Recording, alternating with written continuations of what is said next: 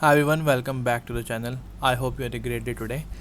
सो USD INR का chart है, ठीक है। आप देखोगे जैसे कि कल हमने डिसाइड किया था कि आज का दिन देखना इंपॉर्टेंट है कि मार्केट RBI आज इंटरवेन करता है कि नहीं करता है। तो आज देखोगे जो ओपनिंग हुई एक अच्छी गैप डाउन के साथ ओपनिंग हुई अराउंड 12 से 13 पैसे के करीब गैप डाउन हुआ हमारा आज, ठीक है। लेकिन वहाँ से फिर से एक रिकवरी ऊपर की साइड दिखी, ठीक है। और आपको अगर मैं न्यूज़ भी दिखाऊं, ठीक है, तो आप देखोगे RBI looks to have boosted forwards intervention in the rupee fight, ठीक है। तो कहीं ना कहीं न्यूज़ की हेडलाइन भी यही है, ठीक है। और आप अगर मैं आपको हेडलाइन कुछ रीड कराऊँ तो क्या लिखा हुआ है कि RBI has run down its forward dollar book by 12 billion to 15 billion, ठीक है। तो हमारे फॉरवर्ड डॉलर्स जो हैं, ठीक है, इन टर्म्स की वो 12 से 15 हुए हैं, मतलब इंक्रीज़ हुए हैं। इसका मतलब क्या है क्या नहीं है, मैं थोड़ा सा आपको इन लेमन लैंग्वेज समझाने की ट्राई करता हूँ। क्या होता है, अगर आप देखोगे कि मार्केट मार्केट हमारा दिख रहा है कि मार्केट अंडर प्रेशर है, USD INR अंडर प्रेशर है, overall equity market under pressure है, ठीक है। तो कहीं ना कहीं आइडियली द सिनेरियो होना चाहिए कि USD INR higher highs higher lows form करे, ठीक है। बट कहीं अब क्या हो रहा है, RBI इंटरवेन कर रहा है, एक मार्केट को मतलब USD INR को एक रेंज के अंदर रखने के लिए ट्राई कर रहा है। तो उसके लिए वो क्या कर सकता है, अगर आप सोचो कि क्या मेजर्स ले सकता है। मतलब इस अभी क्या हो रहा है कि मार्केट में USD की जो है ना, वो जो डिमांड है वो ज़्यादा है, ठीक है। अगर मैं बात करूँ तो USD की जो डिमांड है वो ज़्यादा आ रही है, ठीक है, एज़ कम्पेयर टू रुपी। यहाँ पे USD की डिमांड ज़्यादा है, रुपी की डिमांड जो है मेरी कम आ रही है, ठीक है। तो मार्केट अब क्या मतलब RBI क्या करेगा, RBI के पास जो रिजर्व्स पड़े हुए हैं, रिजर्व्स जो पड़े हुए हैं USD में, ठीक है, जो कि आपको पता है कि अप्रॉक्सीमेटली 600 बिलियन थे, अभी रिड्यूस हो गए कुछ 595 के पास, 595 के आसपास पड़े हुए हैं, ठीक है। मतलब ये यूज़ किया है। तो RBI क्या करता है, RBI क्या करता है, इस रिजर्व्स को यूज़ करता है, मतलब सेल करता है, ठीक है। सेल करता है मतलब क्या करेगा, USD को सेल करेगा और रुपीज़ को बाय करेगा। तो रुपीज़ को जब बाय करेगा तो रुपीज़ की जो डिमांड है उसको इंक्रीज़ करने के लिए ट्राई करेगा। तो इस सिचुएशन से क्या होगा कि मार्केट मतलब एक रेंज में रहेगी। Although fundamentally it should be on a higher side, but कहीं ना कहीं RBI एक इंटरवेंशन कर रहा है और उसको रिड्यूस करने की मतलब एक रेंज के अंदर रखने के लिए ट्राई कर रहा है। तो उस चक्कर में क्या है कि रिजर्व्स को यूज़ करके रुपीज़ को बाय कर रहा है, डिमांड क्रिएट कर रहा है रुपीज़ के लिए, ठीक है। जैसे कि अपना रुपीज़ में स्ट्रेंथ शो हो, ठीक है। अब डिमांड किससे करता है, डिमांड ऐसा तो है नहीं कि वो मार्केट में जाएगा किसी भी थर्ड पर्सन से, किसी भी जैसे हम जैसे उसे जाके कहेगा कि भाई रुपया दो और मेरे से डॉलर ले लो, ऐसा तो होगा नहीं। वो किससे करेगा, वो करेगा इंटर बैंक्स जो होते हैं, जो जैसे SDFC हो गया, SBI हो गया, जो ये सारे जो सेंट्रल बैंक्स हैं उनसे ये डील करता है, ठीक है। इंटर बैंक्स जो होते हैं, RBI is bank of bank, father of the bank, ठीक है। और उसके नीचे जो बैंक्स है उससे डील करता है। अब मैं थोड़ा सा अगर फर्दर डीप डाउन करूं तो मैं बताना चाहूँगा कि RBI गया, ठीक है, RBI गया पैसे लेके मतलब डॉलर लेके गया बैंक्स के पास, ये छोटे छोटे बैंक्स हैं, ठीक है, इनके पास गया कि भाई मैं डॉलर बेच रहा हूँ तुमको, ठीक है। और एक कॉन्ट्रैक्ट करते हैं, 2 साल के बाद ये डॉलर्स मैं आपसे वापस ख़रीद लूँगा। तो एक फॉरवर्ड कॉन्ट्रैक्ट हुआ, जो आप सुनते हो ना फॉरवर्ड कॉन्ट्रैक्ट, फॉरवर्ड मार्केट। क्या होता है फॉरवर्ड मार्केट, यही होता है कि कुछ 1 साल बाद 2 साल बाद एक कॉन्ट्रैक्ट करता है इनसे कि मैं डॉलर आज तो बेच रहा हूँ, ठीक है, लेकिन मैं फ्यूचर में 6 महीने बाद, 1 साल बाद, 2 साल बाद जो भी कॉन्ट्रैक्ट किया गया है वो मैं आपसे वापस ख़रीद लूँगा। तो अभी के लिए क्या है कि अभी के लिए टेम्परली उसको क्या चाहिए कि रुपीज़ की डिमांड चाहिए। तो रुपीज़ की डिमांड करता है इन बैंक से, डॉलर्स इनको देता है और रुपीज़ इनसे लेता है, ठीक है, ठीक है। तो यहाँ से रुपीज़ की डिमांड हुई और डॉलर का सप्लाई हुआ, ठीक है। और फिर जब 2 साल के बाद जो फॉरवर्ड जो एक्चुअल जब सेटलमेंट डेट आएगी, उस डेट में जाके ये डॉलर उससे फर्दर RBI से जाएगा कि मुझे अब डॉलर दो, ठीक है, मुझे डॉलर चाहिए, और ये फिर बैंक इनको डॉलर देगा अगेंस्ट रुपीज़, ठीक है। तो अभी यही चल रहा है मार्केट। आप इसलिए अब हेडलाइन पढ़ोगे तो आपको क्लियरिटी शायद आए, ठीक है। अब देखो ये क्या लिखा हुआ है यहाँ पे, Reserve Bank of India has run down its forward dollar book by 12 billion to 15 billion, मतलब इट इंक्रीजेज। फॉरवर्ड डॉलर जो है, फॉरवर्ड बुक्स में जो है डॉलर्स जो है 12 बिलियन से 15 बिलियन हो गया। मतलब कि करंट रिजर्व्स है वो रिड्यूस हो गए, फर्दर वो ट्रांसफ़र हो गए फॉरवर्ड मार्केट में। मतलब फॉरवर्ड मार्केट में अब RBI कहेगा कि मेरे पास जो है मेरी ऑब्लिगेशन है कि मैं फर्दर 3 बिलियन से, मतलब पहले 12 थे अब 15 हो गए, फर्दर $3 बिलियन से मेरे को वो सेटलमेंट करनी है, ठीक है।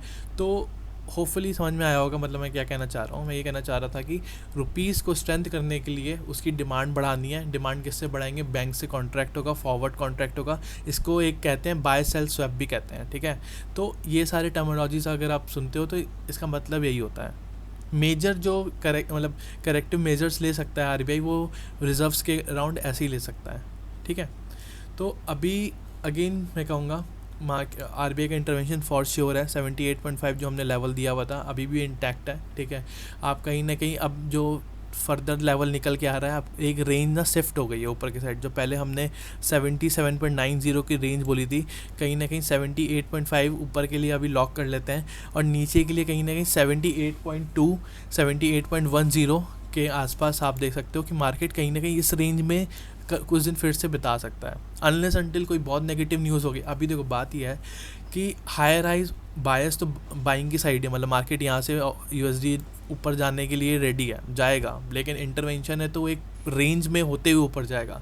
या तो आपकी स्ट्रेटजी ऐसे हो सकती है कि ऑप्शन स्ट्रेटजी ऐसी हो सकती है कि ऊपर जाए तो मुझे ज़्यादा फ़ायदा हो, नीचे अगर आए तो मेरे लॉस कम हो। तो मतलब आप क्या करो, एग्रेसिव पुट सेलिंग करो, कॉल सेलिंग थोड़ी सी लाइट रखो। मतलब वो स्ट्रेटजीज बन सकती है अकॉर्डिंगली, अगर आपको जैसे करना है, ठीक है। आप मतलब ज़्यादा बाइंग साइड आप स्ट्रेटजी बनाओ, लेकिन अगर नॉन डायरेक्शनल भी खेलना है तो आप खेल सकते हो, अभी भी खेल सकते हो, क्योंकि हमको आज के दिन, जैसे मैंने कहा था कल, की कंफर्मेशन चाहिए आज के दिन कि मार्केट में इंटरवेंशन होता है कि नहीं होता है। वो दिख रहा है हमारे को इंटरवेंशन होते हुए।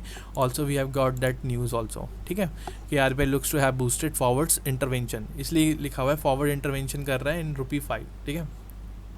I hope you like it, ठीक है। अब कल के लिए लेवल्स की बात कर लेगा, इंट्राडे लेवल्स। तो आप देखो कि आज के दिन मार्केट जो है 78.4 का हाई लगा के, ठीक है, मार्केट फिर से नीचे आने की ट्राई कर रहा है। अभी के लिए जो लेवल है 78.25 के जो आसपास है, ये एक डिमांड जोन है। आज भी मार्केट यहाँ से ऊपर गया है, ठीक है। तो मार्केट आपको अगर नीचे इस जोन के आसपास मिलता है तो बाइंग के लिए हम फॉर श्योर देखेंगे। फर्दर अगर सेलिंग देखनी है तो इसके नीचे हम देख सकते हैं। और ऊपर के साइड जो है लेवल है, अगर आपको सेल देखना है तो आपको इंटरडे के लिए मतलब रेजिस्टेंस पे सेल करना है, जो निकल के आ रहा है 78.4 का जो लेवल अभी है वो निकल के आ रहा है, ठीक है। सिंपल सी स्ट्रेटेजी है इंटरडे के लिए, ठीक है। सपोर्ट है बाय करो, ठीक है, और रेजिस्टेंस पे सेल करो। छोटे एसएल के साथ, हाफ क्वांटिटी के साथ आपको अभी अगर इंटरडे करना है, ठीक है, यूएसडी आईएनआर पे, तो आप हाफ क्वांटिटी के साथ, छोटे एसएल के साथ स्कैल्पिंग कर सकते हो। अगर छोटे टाइम फ्रेम में जाऊँ, अगर मैं दिखा दूँ आपको आज क्या हुआ मार्केट में। मार्केट ओपन होता है, ठीक है, मार्केट एक रेंज में रहता है, ठीक है। मार्केट जब इस रेंज को ब्रेकआउट करता है, ठीक है, आप देखो कि यहाँ पे वॉल्यूम जनरेट हुआ इस वाले कैंडल में, फिर यहाँ से मार्केट अच्छा ऊपर गया। फिर मार्केट ने क्या किया, मार्केट ने एग्जैक्ट इस लेवल पे पहुँच के, ठीक है, मार्केट एग्जैक्ट इस लेवल पे पहुँच के यहाँ से रिजेक्शन एक शो किया। फिर मार्केट ने ट्राई किया, फिर एक अच्छा सा रिजेक्शन विद गुड वॉल्यूम, फिर उसके बाद नीचे, ठीक है। तो यहाँ से कल आपको मार्केट मैंने बता दिया कैसे प्ले आउट करना। बीच में मार्केट अगर रेंज करता है तो आपको छोड़ देना, अवॉइड करना है, क्योंकि बहुत रिस्की रहेगा, ठीक है। तो आपको एक डायरेक्शन पे ही, मतलब एक रेजिस्टेंस पे ही सेल करना है और सपोर्ट पे बाय करना है, अगर आप ने इंट्राडे करना है तो। अदरवाइज़ यूएसडी आईएनआर अभी भी एक नॉन डायरेक्शनल ट्रेड के लिए रेडी है, ठीक है। Now let's go to euro. Euro पे भी अगर हम बात करें तो बहुत अच्छा मोमेंटम आज हमारे को मिला, ठीक है।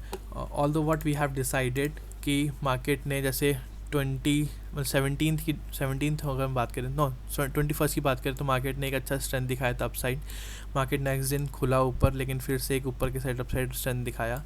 तो अगर मार्केट कहीं ना कहीं अगर ओपन होता है आसपास इसके, तो हम बाइंग के लिए सोचते, but market gap up open हुआ, ठीक है। गैप अप होने के बाद मार्केट जो 82.80 का रिजेक्शन शो किया, उसके बाद एक अच्छी सी फॉल आई।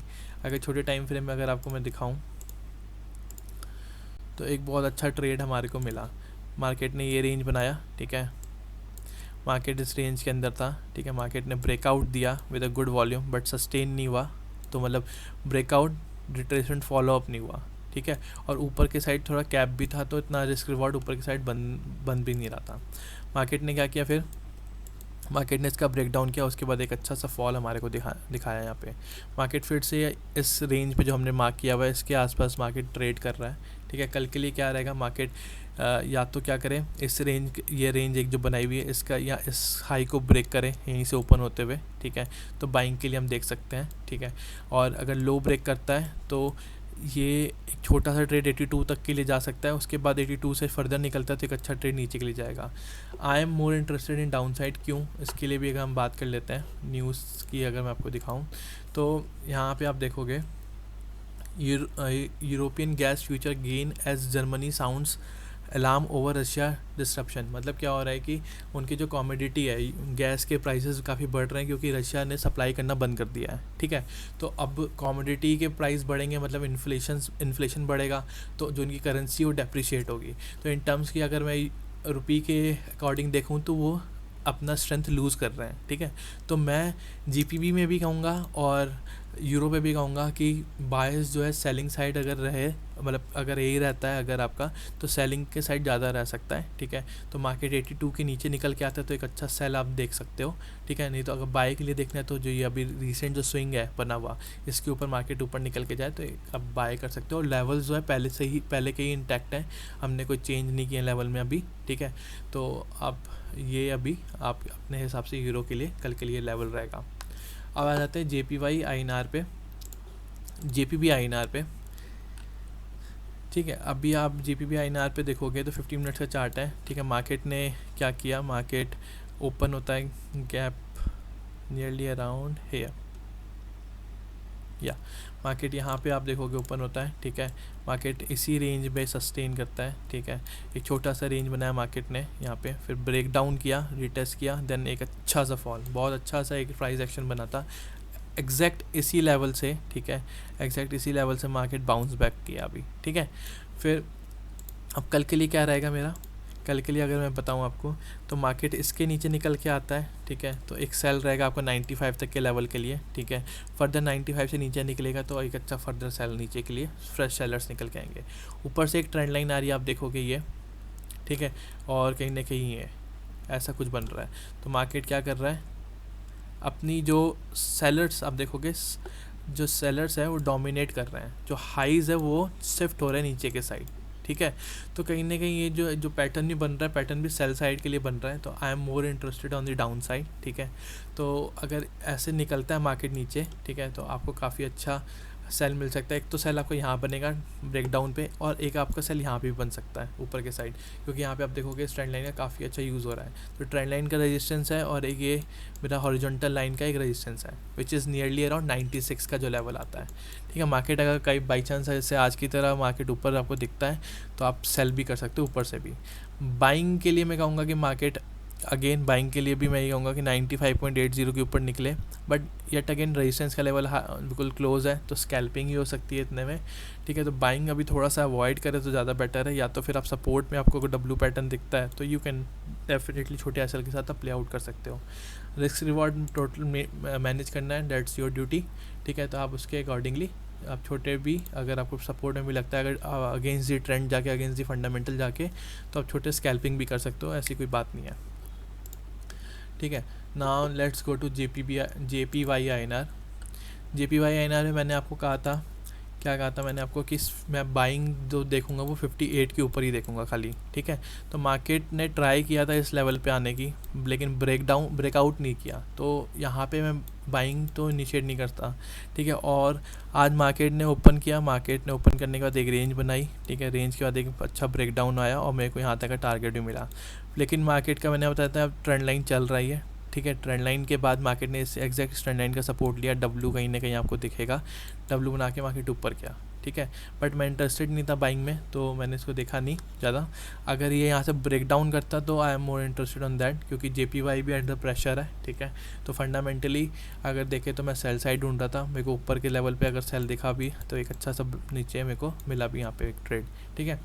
उसके बाद कल के लिए भी अगर ट्रेंड लाइन आप देखोगे इंटैक्ट है, ट्रेंड लाइन का मार्केट अच्छा सा सपोर्ट ले रहा है, ठीक है। तो मैं ट्रेंड लाइन ब्रेक डाउन हो जाती है तो आपको अच्छा सा break down, retest and follow up मिले तो एक अच्छा सा आप सेल कर सकते हो नीचे के साइड।